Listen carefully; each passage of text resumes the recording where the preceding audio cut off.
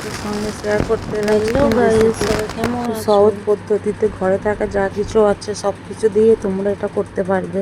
আমি ঘরে থাকা পেঁয়াজ, টমেটো, রসুন, আদা বাটা দিয়ে এই রেসিপিটি করেছি এবং সঙ্গে একটু আলুও দিয়েছি।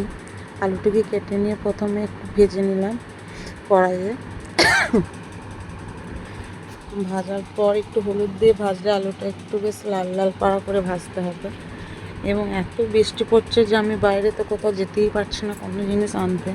ফ্রিজে ছিল চিকেনটা, সেই চিকেনটা দিয়েই আজকে আমি কাজ চালিয়ে নেব। তো আলু আমার ভাজা হয়ে গেছে।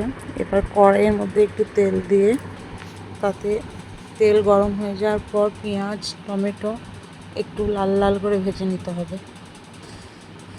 তার কিছুক্ষণ পরই আমি নাড়তে নাড়তে একটু হালকা নাড়তেই থাকবেন।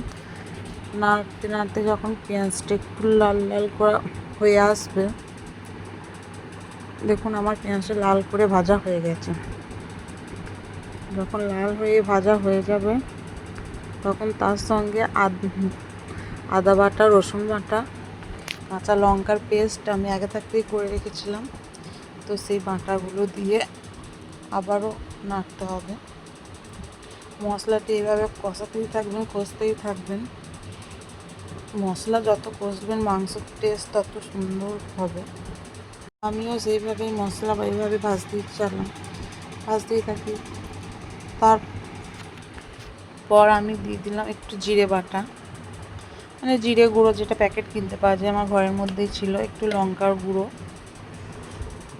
দিয়ে একটু নুন, 2 চামচ হলুদ দিয়ে দিলাম। আমি আমার প্রয়োজন মতো নুন দিয়েছি বা আমি আমার প্রয়োজন মতো ঝাল দিয়েছি। আপনারা চাইলে আপনাদের প্রয়োজন মতো নুন ঝাল যে যেমন খাই দেবেন। তারপরে আমি একটু ঘরে গরম মশলা গুঁড়ো ছিল দিয়ে দিলাম। মশলার সঙ্গে কষতে কষতে যদি গরম মশলা গুঁড়োটা দেওয়া যায় তাহলে মশলার সেন্টটা খুব সুন্দর বের হয় এবং খেতেও দারুণ টেস্ট লাগে। তো আমি মশলাটা এইভাবে নাড়তে নাড়তে মশলাটা কষিয়ে নিচ্ছি। সামান্য একটু জল অ্যাড করে দিয়েছিলাম, সবটা তোমাদেরকে দেখাতে পারিনি। দেখো বন্ধুরা, আমার কিন্তু মশলা হয়ে গেছে, মশলা থেকে তেল ছেড়ে দিয়েছে। আমি কিন্তু চিকেনগুলো দিয়ে দিলাম। চিকেনগুলো দিয়ে দেওয়ার পর আমি কষতেই থাকি। এবার ধরনের মাংসটা যত কষবেন তত টেস্টি হবে।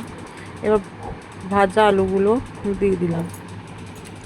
ভাজা আলুগুলো দিয়ে দেওয়ার পর এবার আরও ভালো করে কষবেন, আরও ভালো করে কষতেই থাকবেন যতক্ষণ না মাংস থেকে তেল ছাড়ছে। তো একটু ঢাকা দিয়ে দেবেন, কষতে কষতে একটু করে চাপা দেবেন আর একটু করে কষতে নাড়তে থাকবেন।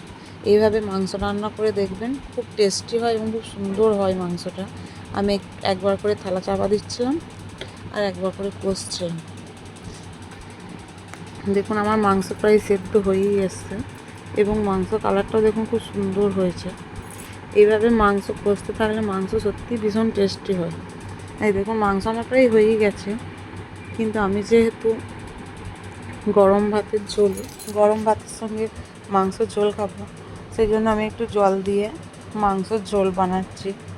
তো আপনারা চাইলে এটা অল্প জল দিয়ে কষাও বানাতে পারেন। আমার দেখুন মাংস কিন্তু ফাইনালি হয়ে গেছে। আমি তারপরও আরেকটু চাপা দিয়ে সেদ্ধ করে নেবো, কারণ জলটা দিলাম, জলটা দিয়ে ফুটালে আরও টেস্টি হবে। ফাইনালি আমার মাংস দেখুন মানে প্রায় হয়েই গেছে। এবার আমি আমার ইচ্ছা মতো এটা করেছি যাতে টেস্টি হয়।